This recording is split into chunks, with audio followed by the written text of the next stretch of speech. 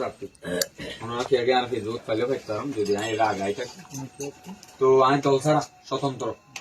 তবে আমার দল হলে 70% গরিব মানুষের দল আমি রাজনীতি করছিলাম আমি 70% গরিব চললে প্রধান এনজিও ব্যাকগ্রাউন্ডের মানুষ গত 12 বছর ধরে এনজিও করি ওনারা এলাকা তো বহু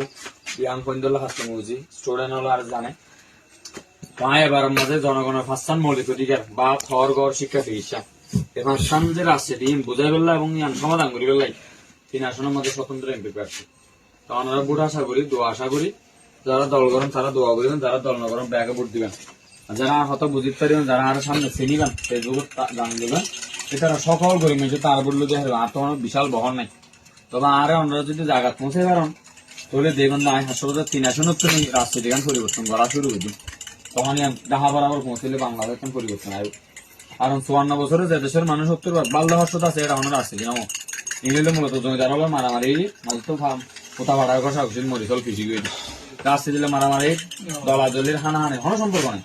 রাজনীতি দিলে বাদ কে কারণ কন্যা ফিরিয়ন চিকিৎসা ফিরিয়ন অনার্থ আরো দোয়া করা করিব সহযোগিতা করা করিব ইনশাল্লাহ সামনের দিনত ওনারা যদি জায়গা পৌঁছা করেন নতুন কিছু কি ফেসবুক